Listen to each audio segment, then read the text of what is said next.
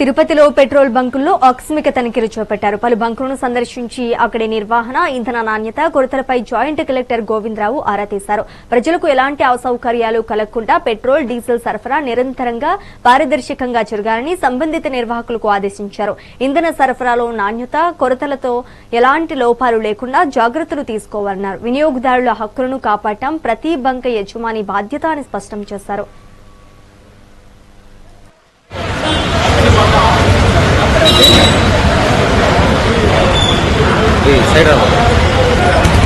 ఈ oil company managements ఎవరైతే ఉన్నారో హెచ్పిసిఎల్, బిపిసిఎల్ అండ్ ఐఓసిఎల్ వాళ్ళకి సంబంధించిన అధికారులతో మరియు ఎవరైతే ఈ రిటైల్ అవుట్లెట్స్ మనకి సంబంధించి ఎవరైతే ఏజెన్సీస్ ఉన్నాయో వాళ్ళ యూనియన్లు ఎవరైతే ఉన్నారో వాళ్ళతో కలిపి ఈరోజు మార్నింగ్ 11 గంటల నుంచి మధ్యాహ్నం 1 గంట వరకు వీడియో కాన్ఫరెన్స్ అనేది పెట్టడం జరిగింది.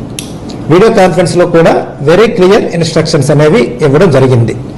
ప్రధానంగా ఎవరైతే పెట్రోల్ బంకుల్లో కానీ దీనికి సంబంధించి పెట్రోలియం డీజిల్ కొరత అయితే లేదు. మన రాష్ట్రంలో కొద్దిగా సప్లై చేయడంలో చిన్న ఒక ఇష్యూ ఐఓసిఎల్లో కొన్ని జరగడం వలన అది ఈ రోజు కొంచెం కొద్దిగా వచ్చింది. రేపటికల్లా మనకి అది రెక్టిఫై అవుతుంది.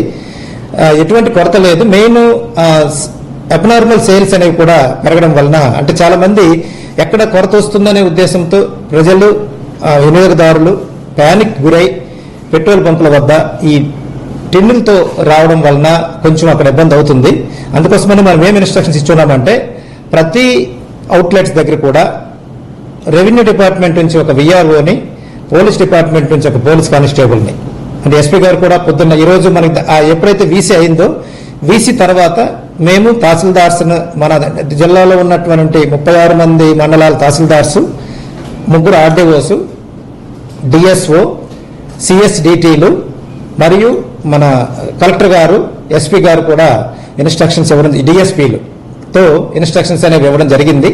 ప్రతి పెట్రోల్ బంక్ దగ్గర కూడా ఎటువంటి ఇబ్బందులు లేకుండా చూడవలసిన బాధ్యత మన పైన ఉందని చెప్పేసి చెప్పడం జరిగింది. ఈ